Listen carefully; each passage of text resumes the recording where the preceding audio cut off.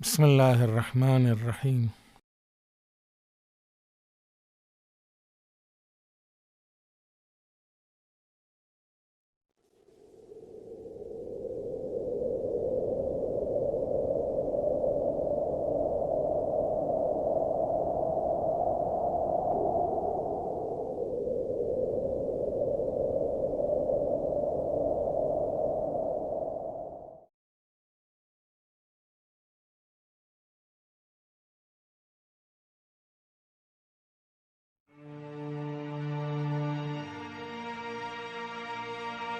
ریگستان کے درمیان ایک جنت، وہ شہر جو پیغمبر اکرم صلی اللہ علیہ وآلہ وسلم کے وجود کی برکت سے عشق و امید اور مہر و وفا کا مرکز بن گیا۔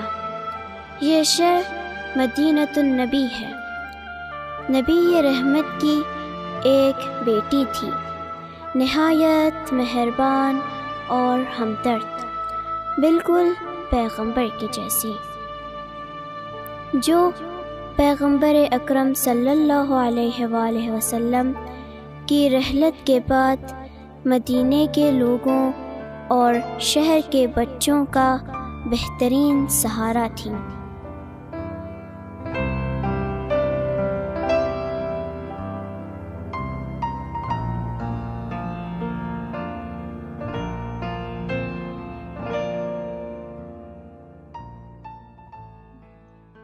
سلام بچوں۔ وعلیکم السلام ہانیہ۔ بچیوں کیوں بیٹھی ہوئی ہو؟ آؤ کوئی کھیل کھیلیں۔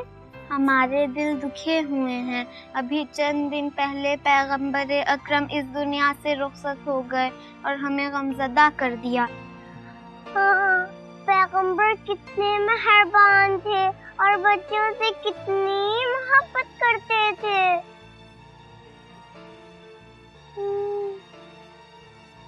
اب جب کہ پیغمبر نہیں ہے تو ان کی جگہ پہ کون ہم سے محبت کرے گا؟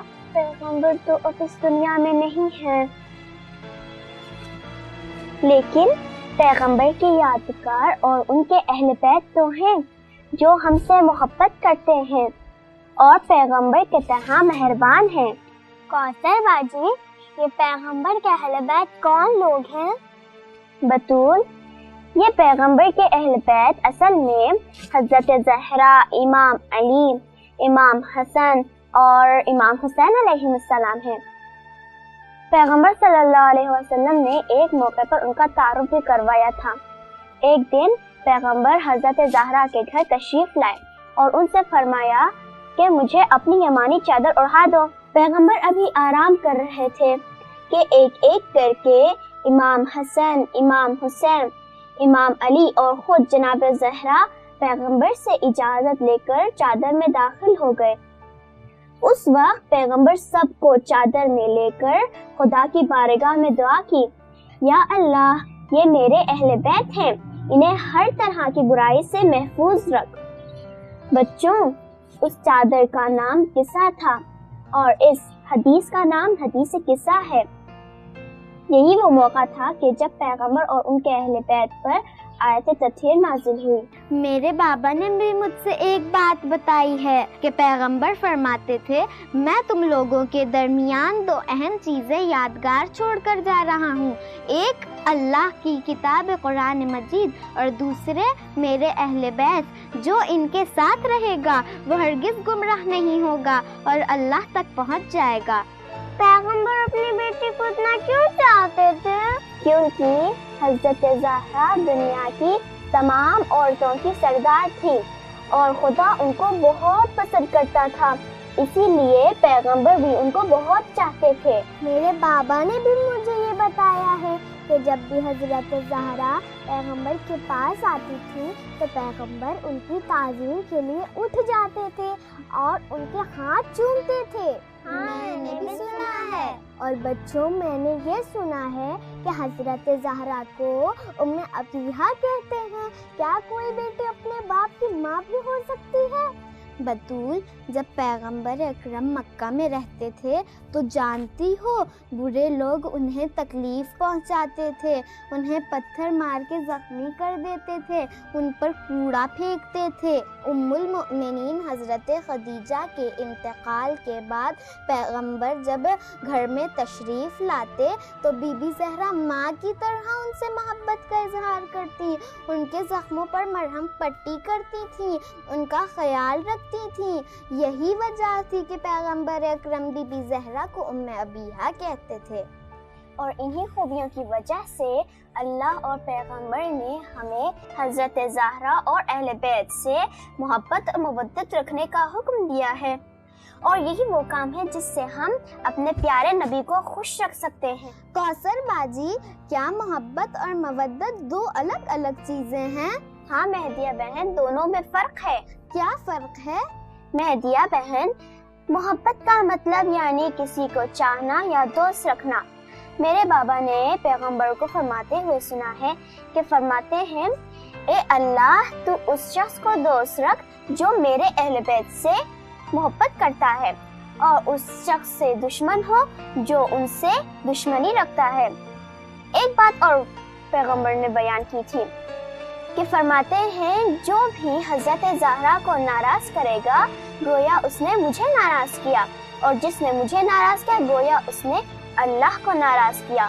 اسی کو کہتے ہیں محبت۔ مودت بھی تو یہی ہے باجی۔ نہیں، ایسا نہیں ہے، میں تمہیں مودت کا مطلب سمجھاتی ہوں۔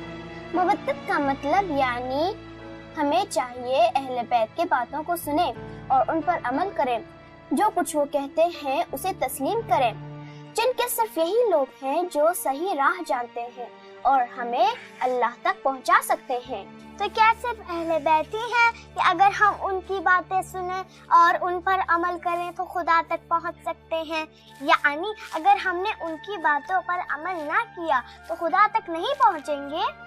ہاں، صرف اہل بیت ہی ہیں جو صحیح راہ جانتے ہیں اور ہمیں اللہ تک پہنچا سکتے ہیں، جیسا کہ قرآن مجید میں ہے، اطیعوا اللہ و اطیعوا الرسول و اولی الامر منکم، اے ایمان والوں اللہ کی پیروی کرو اور رسول کی، اور تم میں جو صاحب الامر ہے اس کی بھی پیروی کرو۔ بچوں، جانتے ہو اولی الامر کون لوگ ہیں؟ کوثر باجی، ہمیں اولی الامر کے بارے میں نہیں پتا، آپ بتائیے۔ ہانیہ، اولی الامر وہی لوگ ہیں جنہیں اللہ نے پیغمبر کے بعد منتخب فرمایا ہے۔ اولی الامر امام علی اور ان کے 11 بیٹے ہیں۔ یعنی اللہ نے اولی الامر کو پہلے سے منتخب کر لیا ہے۔ دیکھو امو جابر آ رہے ہیں، چلو ان سے جا کر اولی الامر کے بارے میں پوچھتے ہیں۔ ہاں چلو۔ سلام علیکم امو جابر۔ وعلیکم السلام بچوں۔ امو جابر، ہم لوگ آپس میں اولی الامر کے بارے میں بات کر رہے تھے، کیا آپ جانتے ہیں اولی الامر کون لوگ ہیں؟ آپ نے بہت اچھا سوال کیا ہے، چلو میں بتاتا ہوں کہ اولی الامر کون ہے، چلو چلتے ہیں۔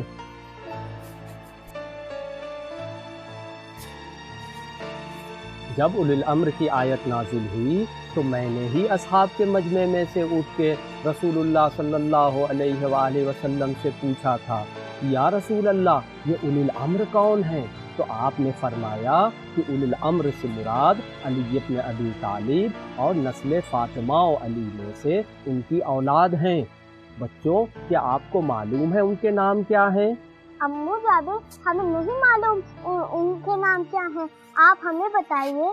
ان میں سب سے پہلے علی ابن ابی طالب اور ان کے بعد ان کے بیٹے امام حسن اور امام حسین ہیں، اور ان کے بعد ان امام حسین کی اولاد میں سے امام سجاد، امام محمد باقر، امام جعفر صادق، امام موسی کاظم، امام علی رضا، امام محمد تقی، امام علی نقی، امام حسن عسکری، اور ہمارے آخری امام جو ہمارے پیغمبر کے ہم نام ہیں۔ جب یہ دنیا ظلم و جور سے بھر جائے گی، ہر طرف اندھیرا ہوگا، لوگ ایک دوسرے پر ظلم کریں گے۔ اس وقت آخری امام آئیں گے اور دنیا کو عدل و انصاف سے بھر دیں گے۔ میں نے بھی اپنے بابا سے سنا ہے کہ پیغمبر نے اپنی آخری حج کے واپسی میں غدیر نام کی ایک جگہ پر اپنے پہلے جانشین حضرت علی ابن ابی طالب کا تعارف مسلمانوں سے کروایا تھا۔ غدیر؟ میں نے یہ نام پہلے کبھی نہیں سنا، یہ کون سی جگہ ہے؟ امو جابر، غدیر کا واقعہ کیا ہے، ہمیں بھی بتائیں۔ ہاں بچوں، جب سن 10 ہجری کو رسول خدا آخری حج کرنے کے بعد حاجیوں کے ساتھ مدینہ واپس ہو رہے تھے تو اللہ کے حکم سے ایک جگہ پر قافلے کو ٹھہرنے کا حکم دیا۔ اس جگہ کا نام غدیر خم تھا، یہاں پانی بھی موجود تھا۔ آپ نے فرمایا سب لوگ جمع ہو جائیں۔ دوپہر کا وقت تھا، گرمی بہت زیادہ تھی، لوگ ایک دوسرے سے پوچھنے لگے کس ضروری کام کے لیے رسول اللہ نے سب کو ایک جگہ جمع ہونے کا حکم دیا ہے؟ آپ نے منبر بنانے کا حکم دیا تاکہ مسلمانوں سے بات کر سکے۔ بچوں، کیا آپ کو معلوم ہے منبر کس چیز سے بنایا گیا تھا؟ جی، میرے بابا نے بھی بتایا تھا کہ غدیر میں منبر اونٹوں کے پارانوں سے بنا تھا۔ شاباش، اس مجمع میں 1 لاکھ سے زیادہ افراد موجود تھے۔ ہاں بچوں، بلکہ 1.25 لاکھ حاجی موجود تھے۔ پیغمبر نے حضرت علی کا ہاتھ تھاما اور اپنے ساتھ منبر پر لے گئے۔ امو جابر، میرے بابا نے بھی مجھ سے ایک حدیث بیان کی تھی کہ پیغمبر فرماتے ہیں میں تم لوگوں کے درمیان 2 اہم چیزیں یادگار چھوڑ کر جا رہا ہوں، ایک اللہ کی کتاب قرآن مجید اور دوسرے میرے اہل بیت۔ کیا یہ حدیث آپ نے رسول خدا سے سنی ہے؟ ہاں، کیوں؟ کیونکہ میں نے اپنے بابا سے سنا ہے کہ پیغمبر نے یہ حدیث غدیر خم میں ہی بیان فرمائی تھی۔ ہاں بچوں، میں نے بھی یہ حدیث رسول خدا سے غدیر خم کے میدان میں سنی ہے۔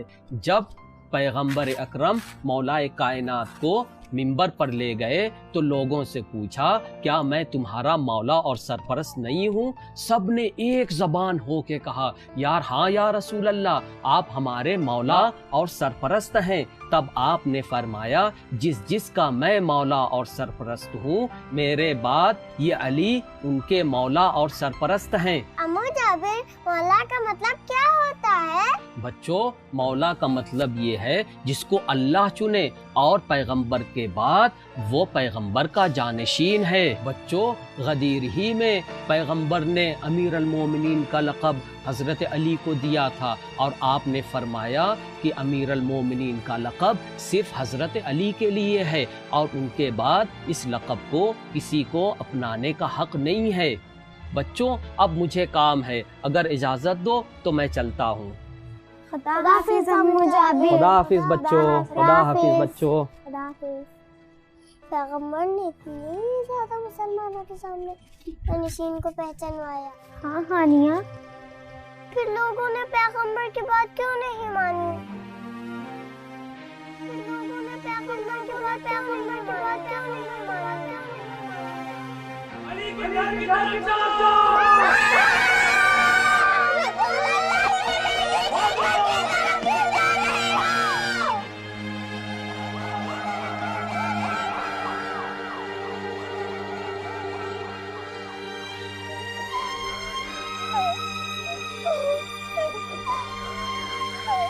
سلام اے مدینے، سلام اے شہر نبی، سلام اے شہر رسول۔ مدینہ پیغمبر اکرم صلی اللہ علیہ وآلہ وسلم کے بعد کتنا بدل گیا۔ وہ گھر کہ جو پیغمبر کی نگاہ میں قابل احترام تھا، وہ گھر کہ جو جبرائیل کی نگاہ میں قابل احترام تھا، جس دروازے کے اوپر پیغمبر تشریف لاتے تھے تو کہتے تھے السلام علیکم یا اہل بیت النبوہ انما یرید اللہ لیذہب عنکم الرجس اہل البیت ویطہرکم تطہیرا۔ آج اسی دروازے کے اوپر آگ اور لکڑی لے کر آئے ہیں اور زہرا کا گھر جلانا چاہتے ہیں۔ زہرا کے دروازے کو جلایا گیا اور زہرا کے دروازے کو اس طرح سے ٹھوکر ماری گئی کہ کہ زہرا در و دیوار کے درمیان پس گئیں، محسن شہید کر ڈالا گیا۔ فاطمہ کی چیخ بلند ہوئی، یا رسول اللہ، کیا آپ کی بیٹی کے ساتھ اسی طرح سلوک کیا جاتا ہے؟ اور ایک مرتبہ گرتے گرتے بے ہوشی کے عالم میں فرمایا، فضا آؤ مجھے سنبھالو، ان ظالموں نے میرے محسن کو شہید کر ڈالا۔ فاطمہ کی آواز فضائے مدینہ میں گونج رہی ہے، اے میرے بابا، آپ کے بعد جو مصیبتیں میرے اوپر پڑیں، اگر وہ دن پر پڑتی تو وہ تاریک راتوں میں تبدیل ہو جاتے۔